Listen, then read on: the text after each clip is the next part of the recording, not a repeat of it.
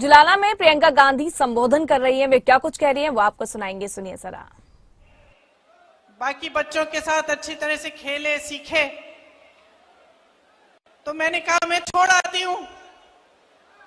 मैं यहां आई, सोनेपत के पास एक जगह थी जहां पे स्कूल में कैंप था, कोचिंग का कैंप था। तो सुबह छोड़ना था और शाम को बेटी को घर ले जाना था। तो मैंने सोचा अगर मैं कैंप में जाऊंगी तो सबको पता चलेगा कि ये किसकी बेटी है। तो मैंने सोचा कि इससे अच्छा मैं थोड़ा दूर उसको छोड़ देती हूँ और वो चली जाएगी और शाम को मैं आके ले लूंगी, तो किसी को पता नहीं चलेगा कि मेरी बेटी है, सब की तरह समान तरह से उसके साथ व्यवहार होगा। तो मैंने बेटी को छोड़ दिया सुबह पाठशाला में। यहाँ सोनेपत के पास एक सरकारी पाठशाला थी शायद, और मैंने सुरक्षा कर्मियों को कहा कि अपनी गाड़ी हम किसी खेत के पास लगा देते हैं, गाड़ी में रुक जाएंगे पूरे दिन। तो बैठी थी मैं गाड़ी में, कुछ 1-2 किलोमीटर दूर था पाठशाला से, और मैंने खेतों में देखा कि एक दादाजी खेत में काम कर रहे हैं। तो मैंने सुरक्षा कर्मियों को कहा आप यहीं ठहरो, मैं जाके जरा बात करती हूँ। मैं चली गई खेत में उनसे बात करने के लिए। उन्होंने मुझे पहचाना नहीं, सुरक्षा कर्मी दूर थे।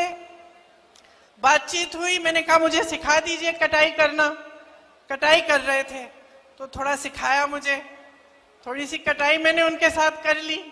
उन्होंने सोचा होगा ये शहर की लड़की है, थक गई होगी, धूप बहुत है, तो कहा कि बेटा घर चलो मेरे साथ, घर में चाय पिलाएंगे, थोड़ा सा आराम कर लेना।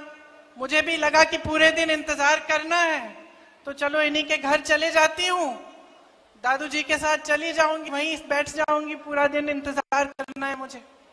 तो दादू के साथ मैं घर चली गई। मुझे घर ले, अपने घर में दादी जी थी, छोटे छोटे बच्चे थे, बहुएं थी।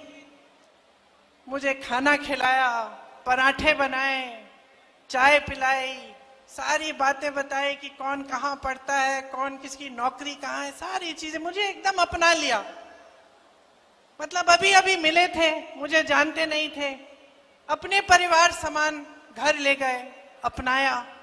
मुझे भी बहुत अच्छा लगा, खूब बातें हुई कि किस तरह से क्या करते हैं, क्या होता है, अपना जीवन कैसे गुजारते हैं। तभी 4-5 घंटे बीत गए, मुझे पता भी नहीं चला। 4-5 घंटों बाद उनका बेटा घर आया। अब इत्तेफाक से उनके बेटे ने रायबरेली में काम किया था, तो मुझे देखते ही पहचान लिया और कहा कि आप तो प्रियंका हैं। तो अब मैंने कहा नहीं था, मैंने कुछ कहा नहीं था उनको, तो मुझे भी अचानक मुझे लगा, मैंने कहा हाँ। तो फिर तो सबने और भी गले लगाया, और फिर दादी जी की बात की, पिताजी की बात की, और हमारी एक दोस्ती हो गई। देखिए 8 से 10 साल बीत गए हैं। जब जब मेरी रैली आसपास लगती है तो उनका बेटा मनोज कभी कभी दादू जी को ले आते हैं मेरे से मिलने, कभी कभी मेरे घर भी आते हैं। जब जब मेरे घर आए तब कभी खाली हाथ नहीं आए, गन्ना लाए, घी लाए, बच्चों के लिए कुछ ना कुछ लाए, कपड़े लाए। और दादी जी सीधे मेरी रसोई में गई और पराठे बनाने लग गई, सबके लिए खाना पकाया। तो एक अपनापन जो था वो एकदम बन गया। और मुझे अक्सर लगता है कि यही है हरियाणा, यही है हरियाणा की जनता, यही है आपकी संस्कृति, यही है आपके संस्कार। और एक और बात बता देती हूँ कि उन 8 सालों में मेरे से एक चीज नहीं मांगी। कुछ भी मांग सकते थे, जब हमारी सरकार थी केंद्र में तो ठीक है, लेकिन सरकार न होते हुए भी कुछ भी मांग सकते थे, ये नौकरी दिलवा दो, एक काम करा दो। कुछ नहीं मांगा आज तक मेरे से, सिर्फ मुझे प्रेम दिया है।